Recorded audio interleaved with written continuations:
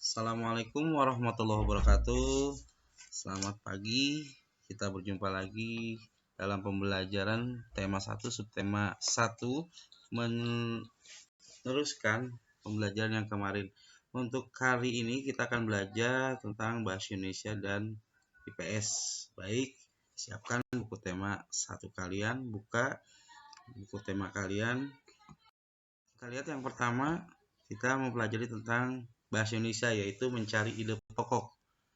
Ide pokok sudah saya jelaskan kemarin, adalah gagasan atau ide yang menjadi dasar atau pokok pengembangan sebuah paragraf. Fungsi ide pokok. Fungsi ide pokok yaitu menjadi dasar pengembangan paragraf. Cara menentukan ide pokok yaitu dengan cara membaca kalimat dalam paragraf satu demi satu. Menentukan inti paragraf tersebut. Inti paragraf itulah yang disebut dengan pokok atau pikiran utama. Nah, kita akan lihat di sini contoh paragraf di bawah ini. Bagaimana cara kita menentukan ide pokok sebuah paragraf. Salah satu ciri dari makhluk hidup adalah bergerak. Secara umum, gerak dapat diartikan berpindah tempat atau berubah posisi, sebagian atau seluruh bagian dari tubuh. Makhluk hidup akan bergerak apabila ada rangsangan yang mengenai sebagian atau seluruh bagian tubuhnya. Kita akan lihat di sini dalam paragraf ini yang mana yang termasuk ke dalam ide pokoknya. Baik, sekarang kalian silakan baca sekali lagi, lalu tentukan ide pokoknya yang mana. Nah, ide pokoknya betul sekali yang kalian sudah dapatkan, yaitu salah satu ciri dari makhluk hidup adalah bergerak. Ini adalah ide pokok dari paragraf tersebut. Lalu kalimat pengembang. Kalimat pengembang adalah kalimat yang mengembangkan dari ide pokok tersebut. Dari paragraf tersebut, kalimat pengembangnya itu secara umum gerak dapat diartikan berpindah tempat atau perubahan posisi sebagian atau seluruh bagian dari tubuh makhluk hidup. Itu dalam pelajaran mencari ide pokok. Bapak harap kalian sudah bisa semua. Lalu kita lanjutkan ke pembelajaran IPS. Yang dalam pembelajaran IPS yaitu tentang mengidentifikasi karakteristik geografis Indonesia sebagai negara kepulauan atau maritim dan agraris serta pengaruhnya terhadap kehidupan ekonomi, sosial, budaya, komunikasi, serta transportasi. Sekarang kita perhatikan peta Indonesia di bawah ini. Kalau kamu lihat ada di halaman yang kemarin ya, yang Bapak tugaskan suruh buat peta ya. Nah, di sini mungkin gambarnya agak buram, tapi kalian bisa lihat di buku tema kalian, di situ ada peta Indonesia di halaman 27. Nah, letak astronomis Indonesia secara umum itu yaitu 6 derajat lintang utara sampai 11 derajat lintang selatan dan 95 bujur timur sampai 141 bujur tenggara. Indonesia berada di kawasan iklim tropis dan terletak di belahan timur bumi. Letak geografis Indonesia terletak antara dua benua, yaitu benua Asia dan Australia, dan dua samudra, yaitu Samudra Hindia dan Samudra Pasifik. Kenampakan alam di Indonesia. Kenampakan alam itu adalah bentuk alam yang ada di Indonesia. Apa saja? Kenampakan alam daratan, ada kenampakan alam lautan atau perairan.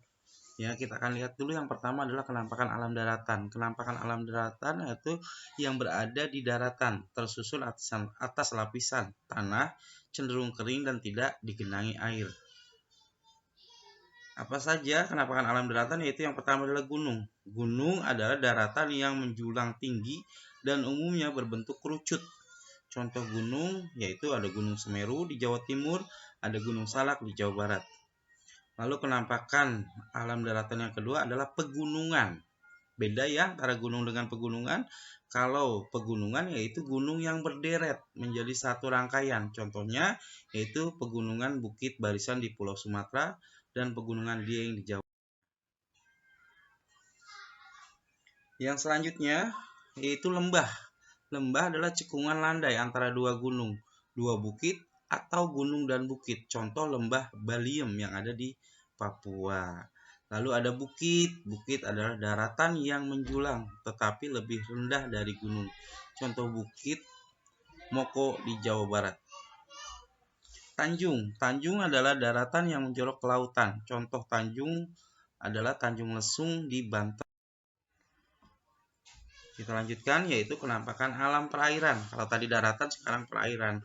Penampakan alam perairan yaitu penampakan alam yang tersusun atas kumpulan air dalam jumlah besar. Contoh misalnya sungai. Sungai yaitu air yang mengalir dari hulu puncak gunung ke hilir tepi laut. Contoh Sungai Musi, Sumatera Selatan, Sungai Kapuas di Kalimantan Barat, dan di kita juga ada yaitu Sungai Ciliwung ya. Lalu ada danau. Danau adalah cekungan di daratan yang digenangi air. Bisa terbentuk secara alami atau dibuat oleh manusia. Contoh danau alami yaitu Danau Maninjau di Sumatera Barat, Danau Tondano di Sulawesi Utara, dan contoh danau buatan yaitu Waduk Jatiluhur yang ada di Jawa Barat. Lalu teluk. Teluk yaitu lautan yang menjorok ke daratan. Contoh adalah Teluk Jakarta atau DKI Jakarta. Ada juga contoh Teluk Kiluan di Lampung. Lalu setelah teluk ada selat. Selat yaitu laut sempit di antara dua pulau. Contoh yaitu Selat Sunda dan Selat Makassar. Kita lanjutkan pembelajaran hari ini. Saya kira cukup dan kita evaluasi dengan tugas pekerjaan kalian di rumah.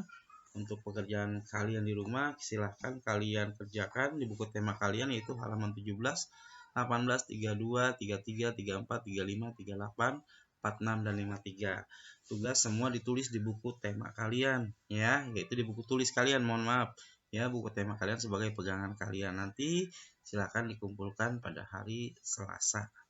Kita bertemu di sekolah. Terima kasih. Assalamualaikum warahmatullahi wabarakatuh.